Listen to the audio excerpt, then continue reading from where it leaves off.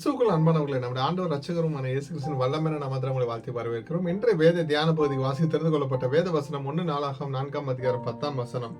யாபேஸ் இஸ்ரவேலின் தேவனை நோக்கி, தேவரீர் என்னை ஆசீர்வதித்து என் எல்லையை பெரிதாக்கி உமது கரம் என்னோடு இருந்து தீங்கு என்னை துக்கப்படாதபடிக்கு அதற்கு என்னை விலக்கி காத்தருளும் என்று வேண்டிக் கொண்டான். அவன் வேண்டிக் கொண்டதை தேவன் அருளினார். கிறிஸ்துவுக்குள் பிரியமானவர்களே, யாபேஸ் 4 காரியங்களுக்காக ஜெபிச்சு கொண்டார். என்னை ஆசீர்வதியும். வெறும் ஆசீர்வாதம் பார்த்தீங்கன்னா செல்வத்தை மட்டும் அவர் வேண்டல, இறைவனின் தயவும் பிரசனமும் தன் வாழ்வில் ஒவ்வொரு பகுதியில் இருக்க வேண்டும் என்று வேண்டிக் கொண்டார். எல்லைகளை பெரிதாக்கும் நிலப்பரப்பை மட்டும் அது குறிக்கிறது இல்லை, அவர் செய்யும் வேலைகள், பொறுப்புகள், பிறருக்கு உதவும் வாய்ப்புகள் பெருக்க வேண்டும் என்பதையும் அவர் வேண்டிக் கொண்டார்.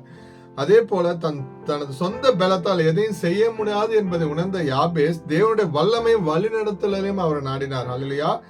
யாபேஸ் என்ற பெயருக்கு துக்கம் என்று பொருள். தன் பெயருக்கு ஏற்றபடி தன் வாழ்க்கை துக்கமானதாக அமையக்கூடாது என்று சோதனைகளும் தீமைகளும் இருந்து தன்னை பாதுகாக்க வேண்டி கெஞ்சினார். அல்லேலூயா. கிறிஸ்துவுக்குள் பிரியமானவர்களே, நாம் உண்மை உள்ளத்தோடு தேவனோடு மன்றாடி ஜெபிக்கும் போது தேவன் நம் வேண்டுதல்களுக்கு பதில் தர வல்லவராய் இருக்கிறார். அல்லேலூயா. நம்மை அழைத்த தேவன் உண்மை உள்ளவர். நம்முடைய ஆண்டவராக இயேசு கிறிஸ்துவினுடைய கிருபை உங்கள் அனைவரோடும் இருப்பதாக. ஆமென்.